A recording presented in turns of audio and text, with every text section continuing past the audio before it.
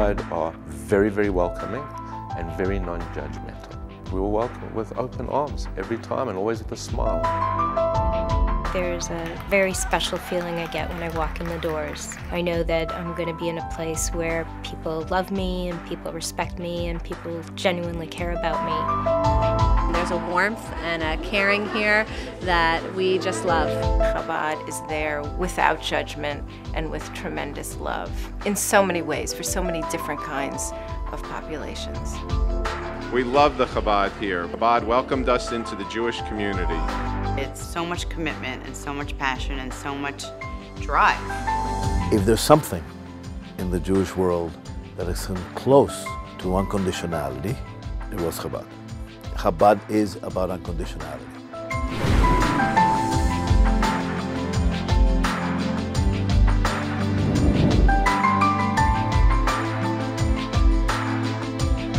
Darf sein ondeiges in Gashmius. Beruchnis, Goren is eigentlich so näher Bechelke.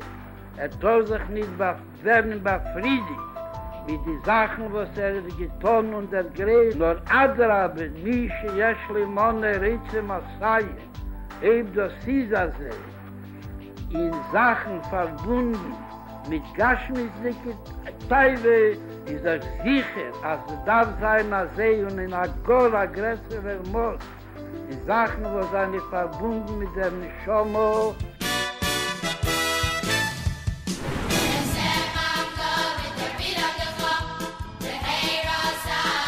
The Gan is really where children flourish. It really is.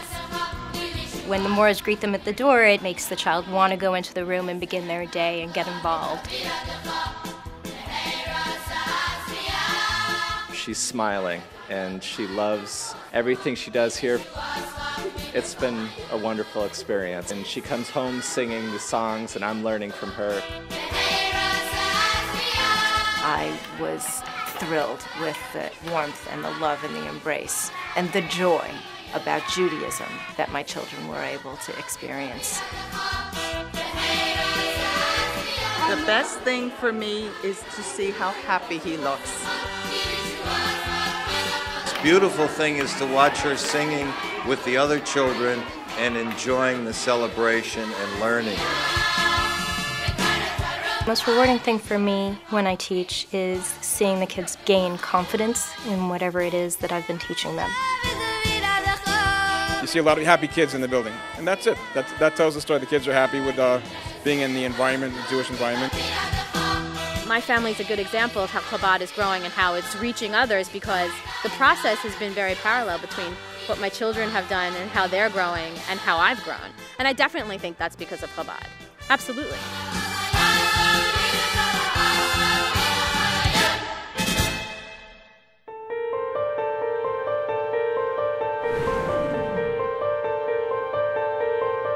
My daughter Hannah is 7.5 years old. She was born with tuberous sclerosis. It was very difficult as a child for her because she was constantly at hospitals.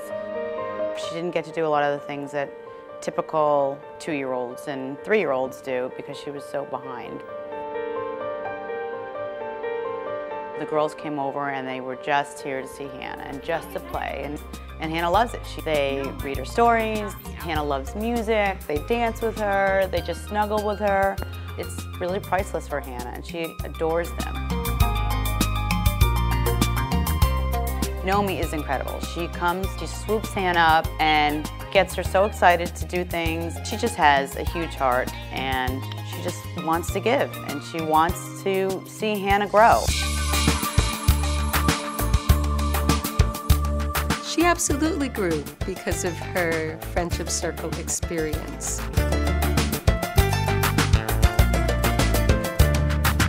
Moms get time off, and these kids get to experience things that they might not be able to, and the volunteers get like this whole other element in their lives. I had never had any of these experiences without the friendship circle.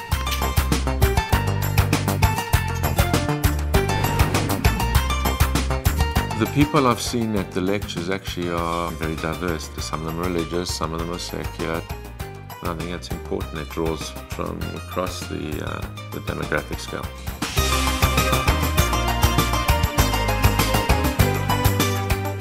bar, we're gonna light it, there's gonna be music, there's gonna be hot latkes and lots of good things.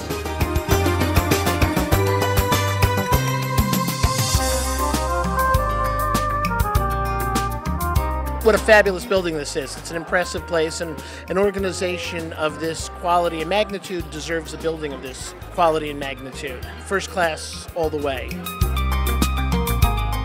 There has not been an institution that has come even close to touch more people with $1 than Chabad. It's the people of Chabad who helped me grow and develop this within myself. It's because of their dedication and their joy in seeing other people grow through their efforts. Without doubt, it wouldn't have happened without the folk from Chabad.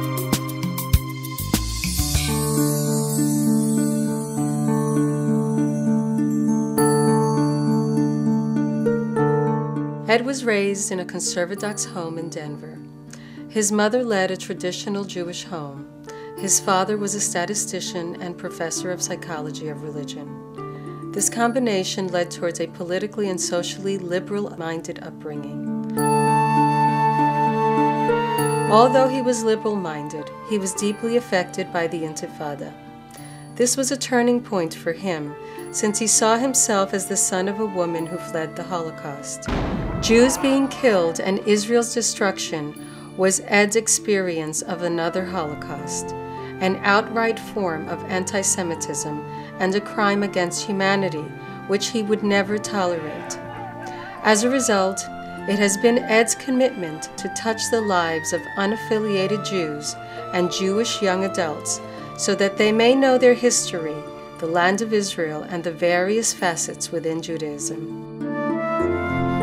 Ed is extremely generous with his resources and influences Tommy and I and many others with the generosity in many places that he is willing to share, to support, to give.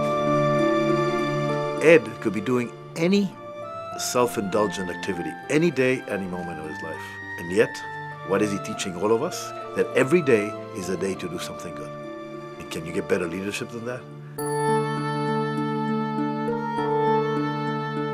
So who is Ed, and what inspires him to be the person he is today?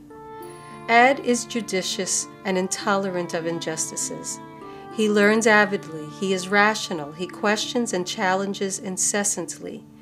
Ed can be described as an existential Jew. He is today's Jacob, the man who wrestles with God. He may not fully understand what the divine presence may be all about, but that does not keep him from acting in his image. He remains engaged. Ed is touched by the concept of holiness and marvels at where it fits in one's life.